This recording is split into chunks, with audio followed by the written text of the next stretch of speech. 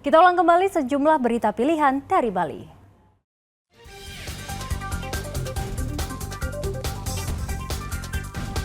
Puluhan hektar kebun mangga dan mete terbakar di Kubu Karangasem.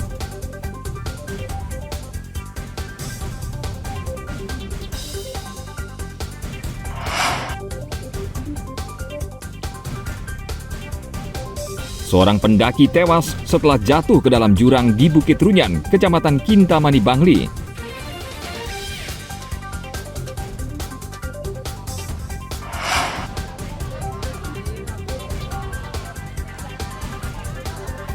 Perayaan Maulid Nabi Muhammad SAW berlangsung meriah di Kampung Muslim Kapaun, Kota Denpasar.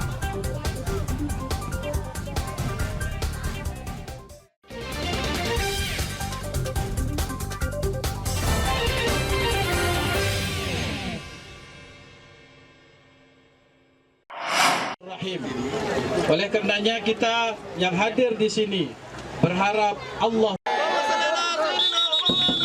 Pawai Ta'aruf untuk merayakan Maulid Nabi Muhammad SAW berlangsung meriah di Kampung Muslim Kapaun, Kota Denpasar. Sejumlah tokoh puri Pamacutan juga mengikuti pawai karena tidak lepas dari sejarah kerajaan Badung dan warga Muslim Kapaun. Putra Raja Pamucutan ke-9, Anak Agung Ngurah Damar Negara, melepas pawai telur yang mengelilingi Kampung Kapaun hingga berakhir di Masjid Al-Muhajirin. Dalam pawai ini, warga dan anak-anak sekolah membawa beragam kreasi telur sebagai simbol kelahiran Nabi Muhammad SAW dan perlambang perdamaian, toleransi, dan kebersamaan. Telur ini menggambarkan tentang kesuburan, kemakmuran atas lahirnya Nabi Muhammad SAW.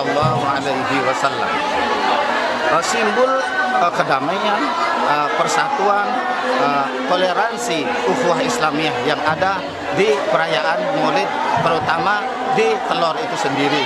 Karena telur, terutama di Bali Suji, di sana di samping memang ada pohon pisang yang berbuah telur, gitu. Ada di dalam tongnya itu ada beberapa aneka makanan berupa buah-buahan yang menggambarkan kesuburan, berlimpah ruahnya kebahagiaan karena lahirnya Nabi Muhammad SAW. Pawai ini mengisahkan kembali sejarah ketika warga Muslim Kampung Kapaun membantu kerajaan Badung berperang saat itu. Hanya melanjutkan tradisi budaya kan, dari para leluhur kami yang leluhur pendahulu kami gitu. Jadi di hari yang bahagia ini kan kami tetap berpesan kepada saudara-saudara semua agar bisa mentauladani sifat-sifat Nabi Muhammad. Jadi saling mengasihi, toleransi antar umat beragama. Dan jadi di kehidupan sekarang pun itu masih sangat relevan untuk diterapkan. Apalagi kami sudah, para leluhur kami sudah menerapkan hal itu. Kemeriahan pawai telur yang sudah menjadi tradisi ini juga dimeriahkan dengan kegiatan sunatan massal, prosesi 3 bulanan, 7 bulanan, menaik jan atau naik tangga dari batang tebu, hingga potong rambut bagi anak balita. Tim Liputan melaporkan dari Kota Denpasar.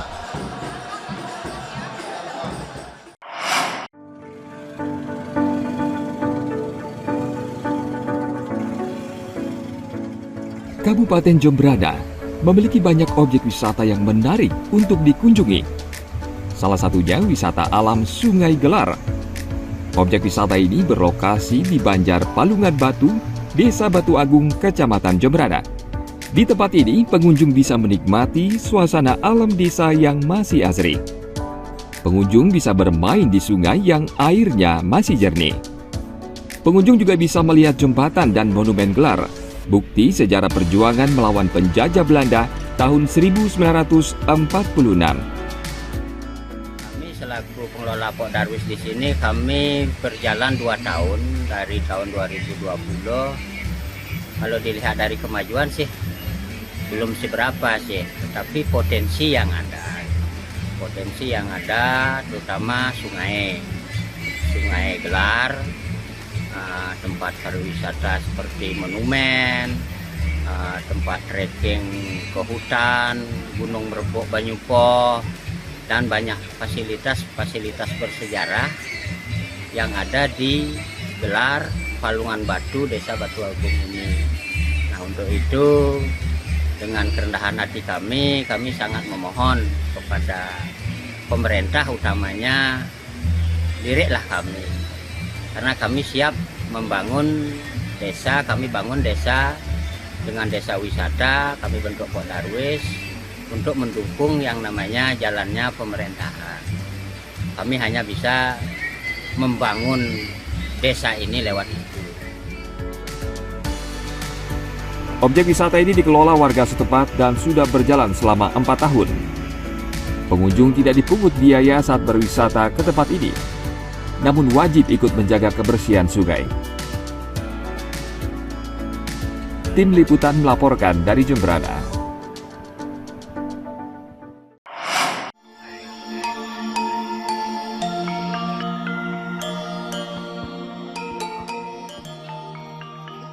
Bila berkunjung ke Kabupaten Bangli, jangan lupa untuk mengunjungi Gua Raja Waterfall di Desa Johem.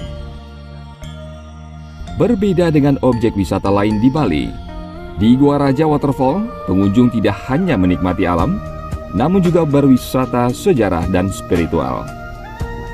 Hanya saja untuk mencapai lokasi membutuhkan kesiapan fisik, karena harus menapaki anak tangga selama 15 menit lalu melewati aliran sungai sepanjang 200 meter. Namun jerih payah akan terbayar ketika melihat keindahan air terjun Gua Raja.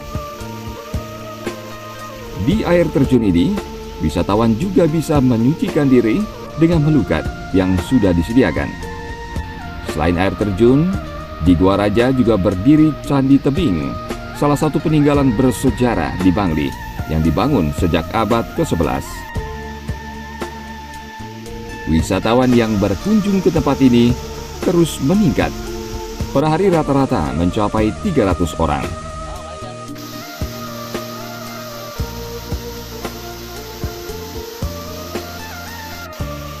Dari zaman dahulu kala tempat ini memiliki histori tersendiri.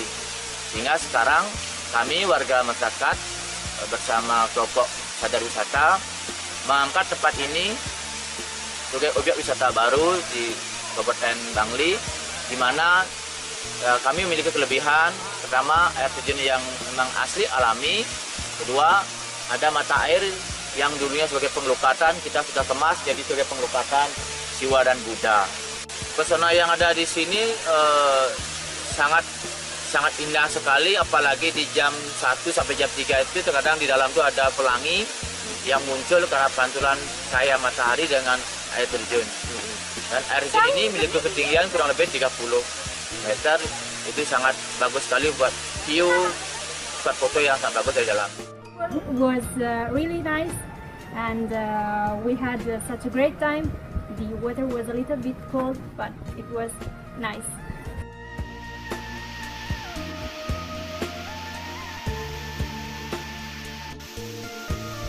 Pengelola wisata Gua Raja akan terus membenahi kawasan ini agar bisa menjadi wisata unggulan di Kabupaten Bangli dan bersaing dengan banyak tempat wisata lain di Bali. Tim Liputan melaporkan dari Kabupaten Bangli. Informasi tadi mengakhiri jumpa kita pagi ini. Atas nama rekan yang bertugas, saya Dana Parapita mengucapkan terima kasih atas kebersamaan Anda.